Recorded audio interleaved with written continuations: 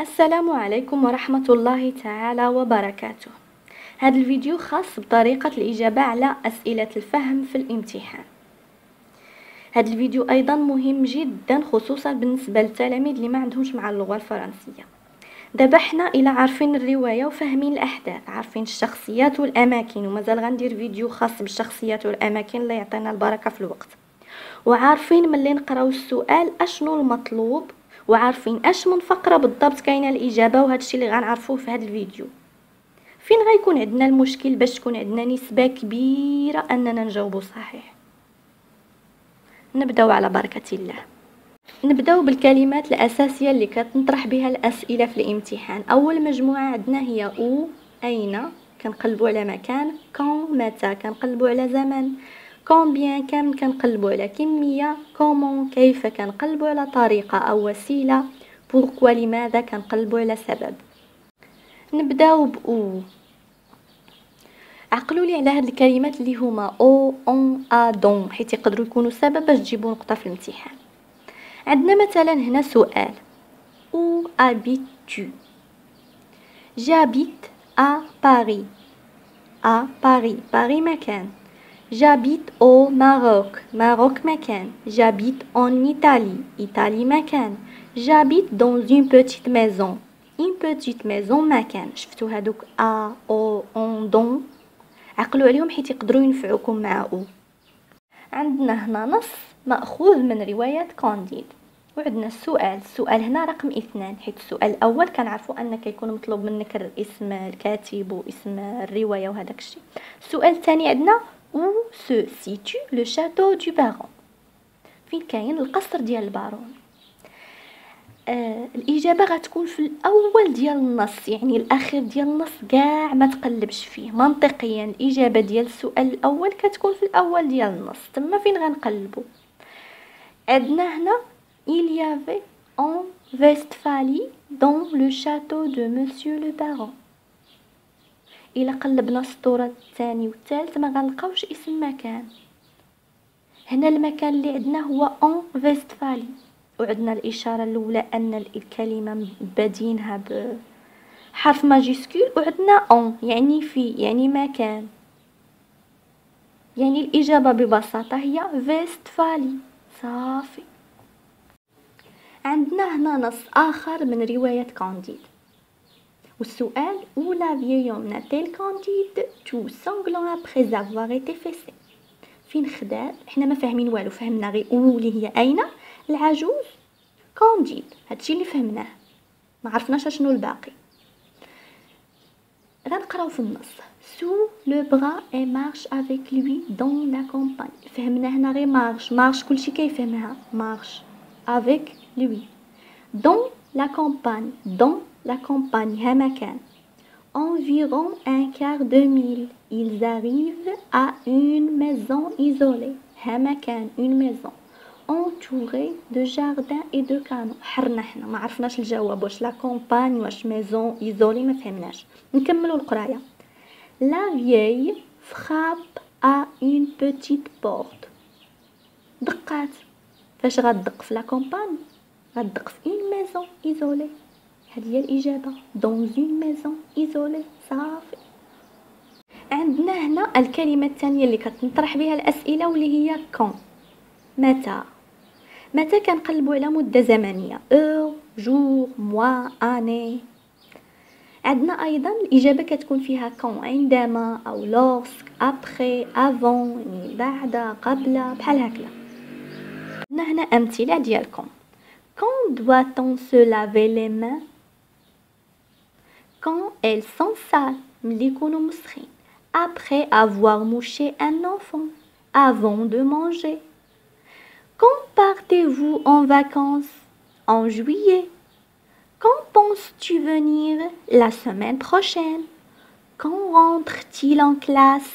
Il rentre en classe à 8 heures.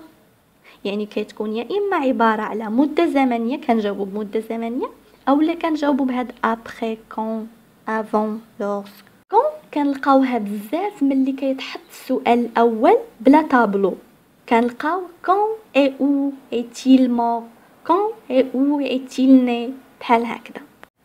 الاجابات كتكون هكذا إيليمون ونحطو السنه على حساب الكاتب، يعني حطوا لنا فولتير، حطوا لنا محمد خير الدين، اولا حطوا لنا اونوري دو بالزاك. عندنا هنا نص ماخوذ من روايه Il était une fois un vieux couple heureux. الى لاحظتوا السؤال سؤال في سؤال، كيف خاب على بورت كون، علاش؟ حيت الاجابه ديال كون كاينه قبل كي. السؤال واحد، الا ما جاوبناش على الاول ما غنجاوبوش على التالي. كاينين في فقره واحده غير هذه كون الاجابه ديالها قبل السؤال الاول، يعني الاجابه قبل. ان ماتان اون فرابا على بورت، غنبقاو نقراو كي كنقلبوا على شخص غنوصلوها. غنلقاو في السطر 1 2 3 4 5 سيتي سون فيي امي، صديق دو فرانس. هذه هي الاجابه على السؤال الاول. كون قلبوا لي على ان طون في هذا التكست غتلقاو هو الاول ان ماتان بكل بساطه. غتلقاو 30 طون ديكسيل توتال كاينه هنايا السنه، ولكن قلت لكم هذه كون كاينه قبل سون فيي امي، بمعنى ان ماتان ماشي 30 طون. هذا في حال ما كنفهموا والو، فهمنا غير متى، شنو متى ما عرفناش. كون ان ماتان هذا هو الجواب.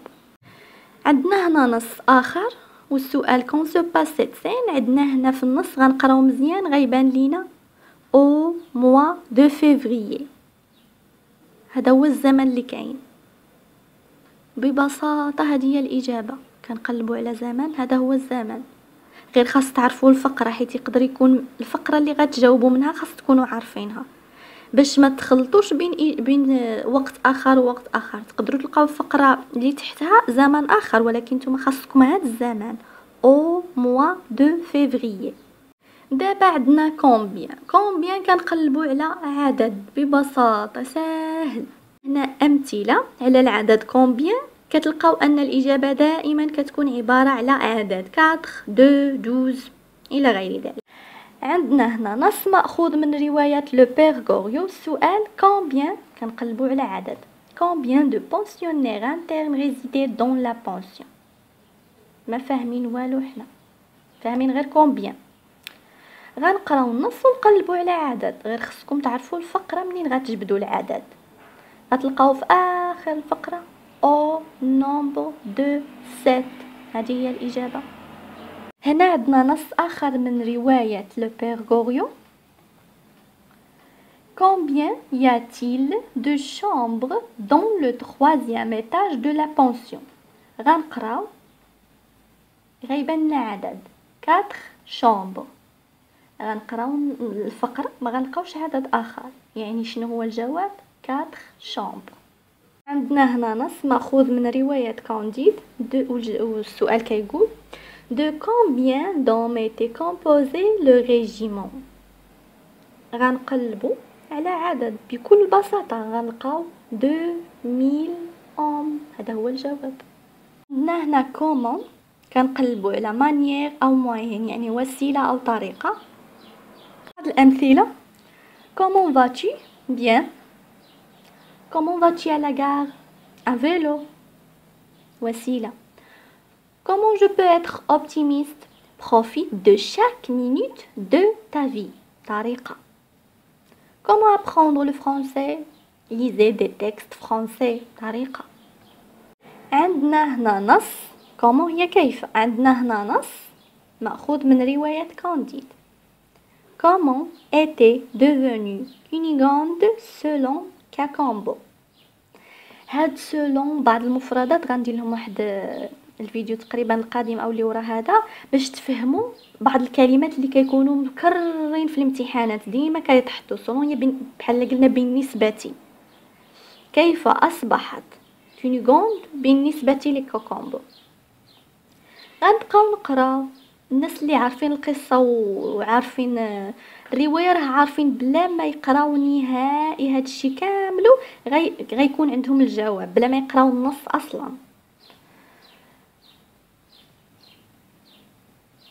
غنبقاو نقراو في النص حتى نلقاو هاد الجمله qu'elle est devenue horriblement laide، يعني الجواب ببساطه horriblement laide.